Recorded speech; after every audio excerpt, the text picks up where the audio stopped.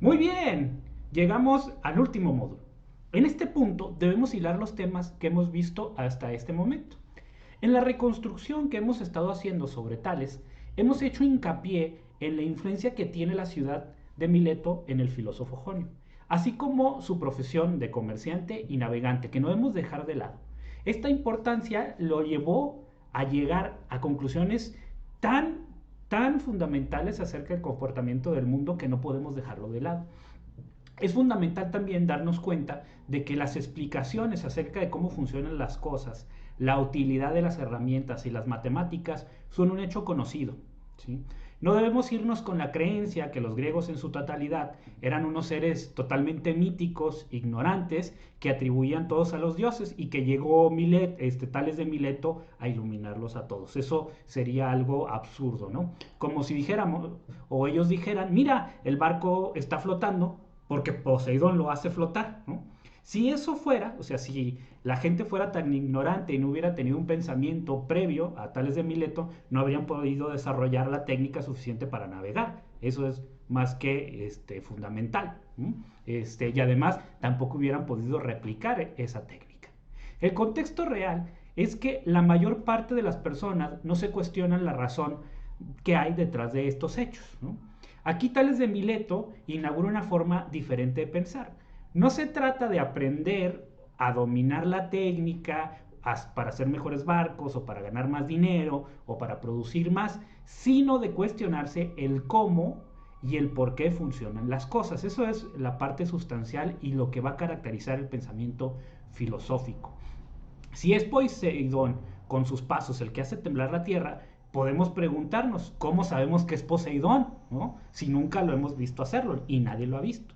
Igual, pensemos que si es Poseidón, que yo creo y no voy a dudar de mi creencia en Poseidón, el que lo hace, pero también me puedo preguntar cuál es el truco para hacerlo, cómo le hace Poseidón para dar un paso y que tiemble todo a su alrededor, y por qué no tiembla de la misma manera en un punto que en otro, ¿no? Si yo muevo una mesa, toda la mesa se mueve completamente, pero si yo piso sobre otro tipo de material, pues no tiembla en todos lados, ¿no? Y cuando está temblando, no tiembla en toda la mesa, ¿no? Entonces, esto nos lleva a pensar o podemos ir pensando más a fondo, y de hecho son de los temas filosóficos y científicos que Tales de Mileto aborda, ¿no? Y que vimos que aborda en la cuestión de la teoría de los terremotos, ¿no?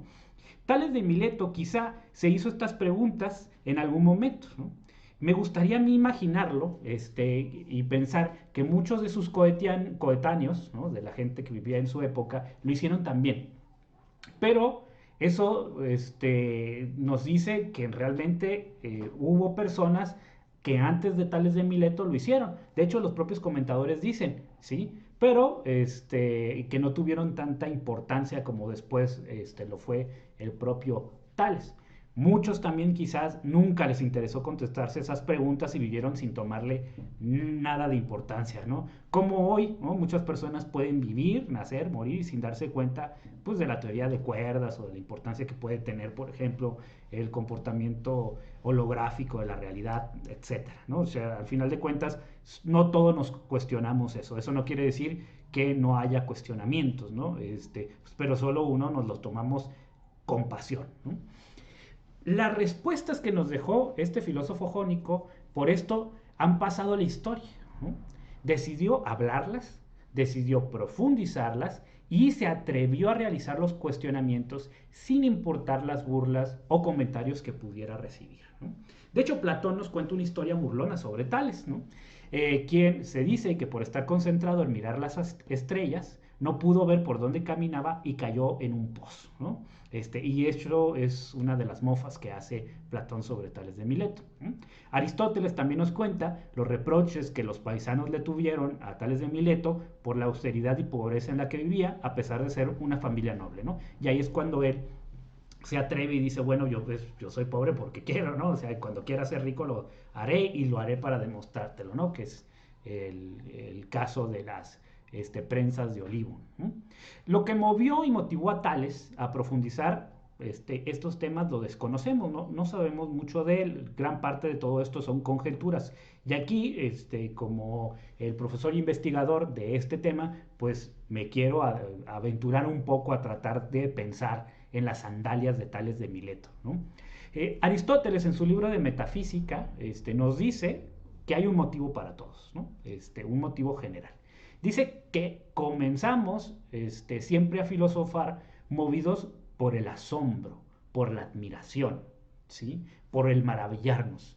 Al principio, admirados ante los fenómenos sorprendentes más comunes, luego avanzando poco a poco y planteándonos problemas mayores, como los cambios de las estrellas, de la luna, los relativos al Sol y la generación del universo, porque, y esto lo subrayo de Aristóteles, el que se plantea un problema, el que se pregunta algo o se admira, ¿sí? O se sorprende, en cierta manera está reconociendo su ignorancia, ¿no? Y aquí, pues bueno, la admiración, el taumasein, así lo dices, se dice en griego, es lo que nos mueve a conocer, ¿no? Y esto es el motivo de Tales de Mileto, el motivo de los niños también, el motivo de por qué ustedes están en este curso, porque sienten asombro y además reconocen que ignoran algo y les gustaría conocerlo más a profundidad. Esto, sigo con este pensamiento de reconstruir a Tales el personaje, lo llevó quizá a profundizar hasta el punto de hacerse una de las preguntas más importantes de la filosofía.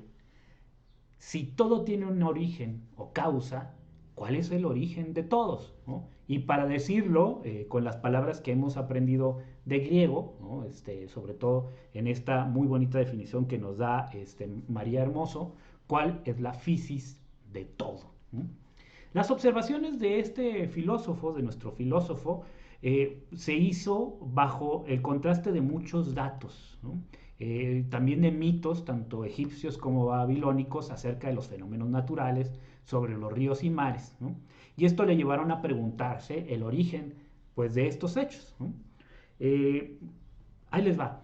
Y de hecho es algo que siempre a mí en lo personal me ha dado, ¿no? Cuando estoy en un río, ¿no? Salgo de camping o algo, y ver el río hacia arriba y preguntarme dónde nace el río, ¿no? Siempre es el estar en búsqueda del principio, ¿no?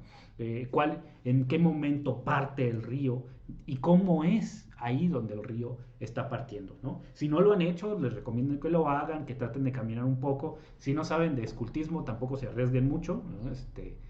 Porque, bueno, es peligroso y tampoco caminen sobre el río, ¿no? Es también peligroso, pero es una búsqueda del origen de las cosas, ¿no? Y siguiendo con esta misma alegoría de los mares y los ríos, ¿no?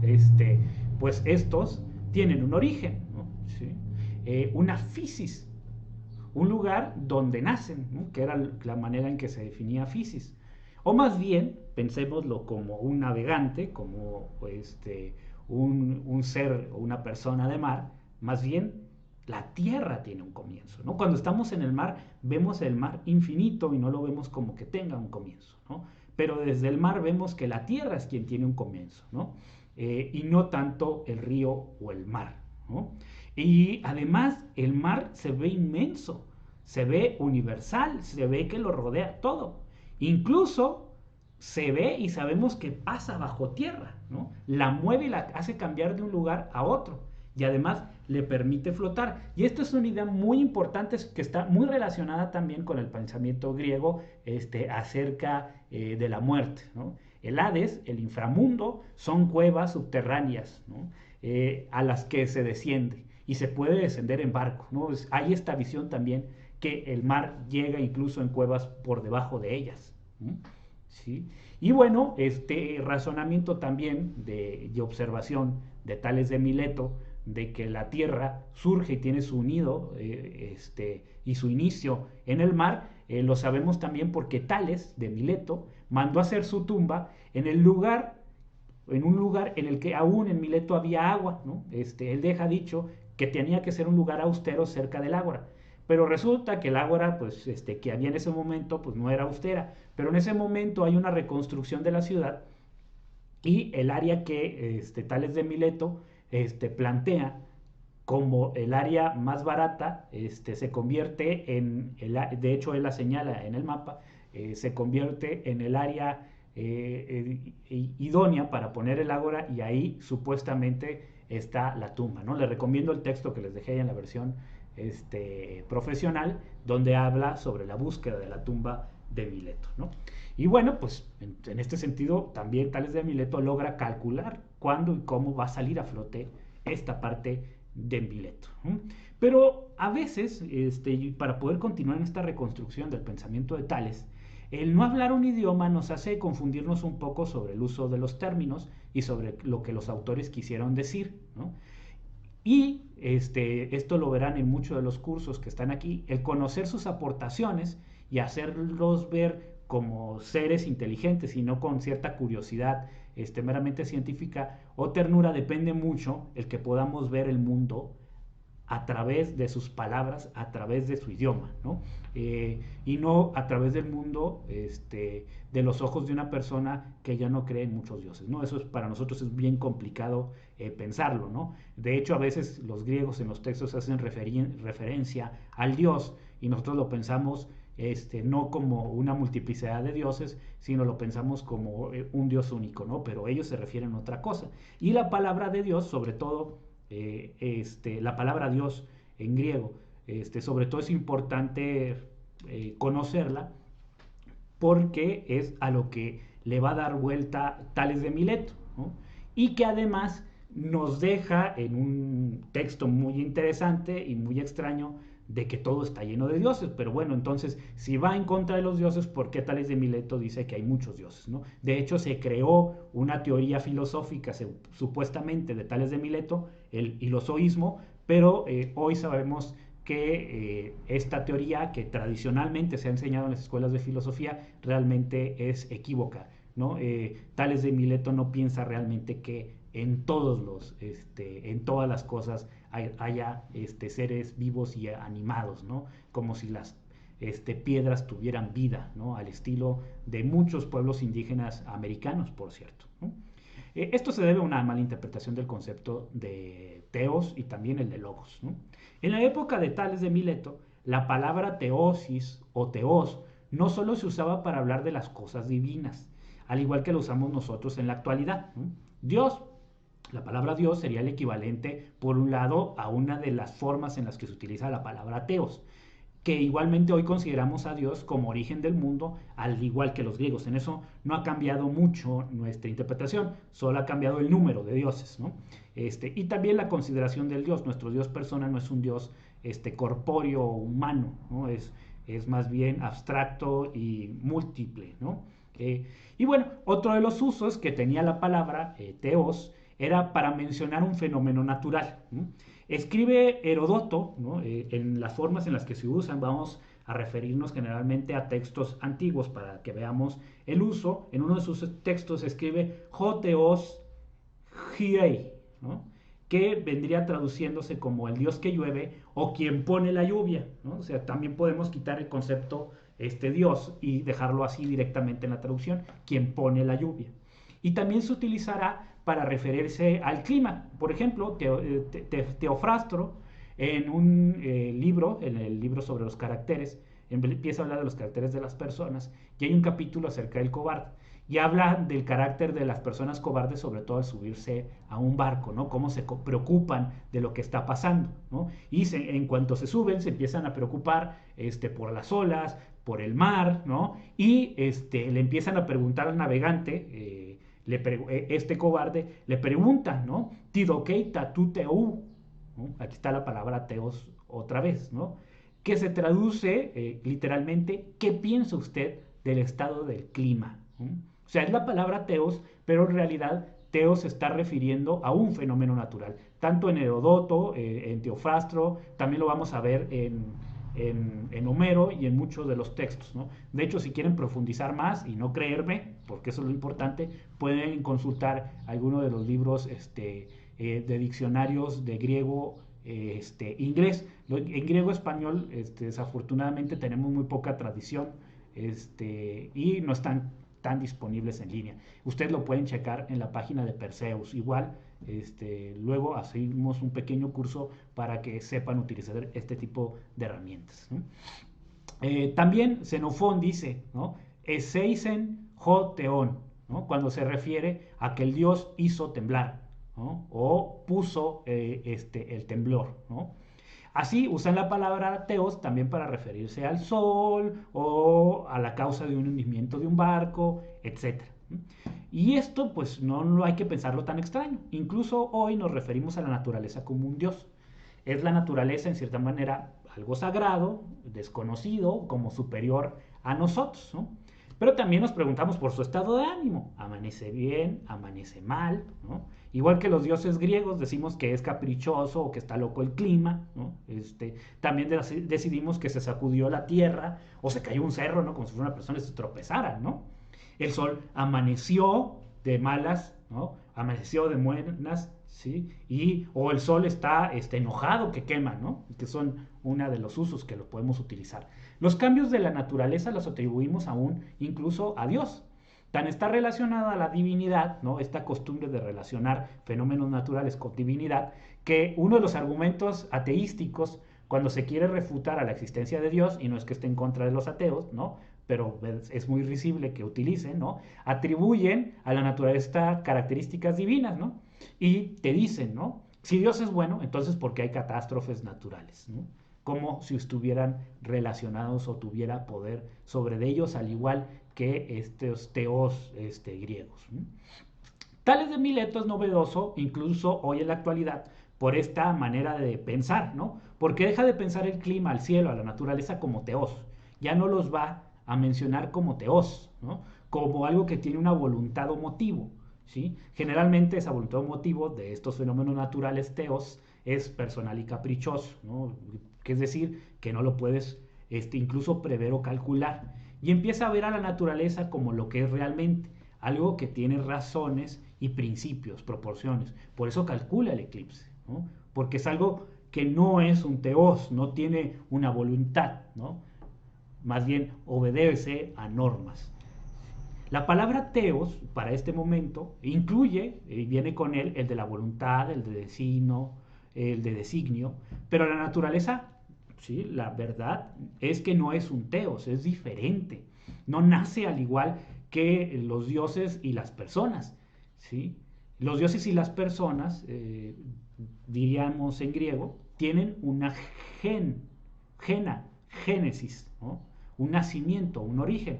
La palabra physis también significa nacimiento, origen, pero tiene una significación diferente, ¿no?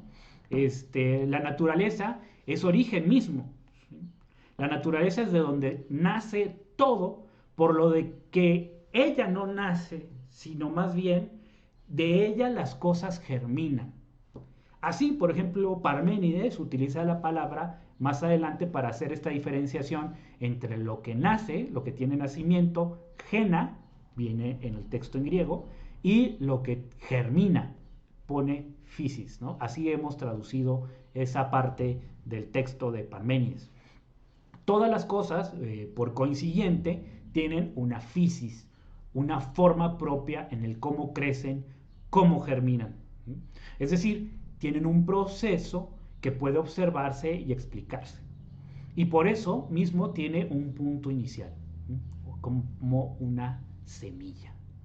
Para hablar de este proceso, explicamos su desarrollo más que contarlo, ¿no?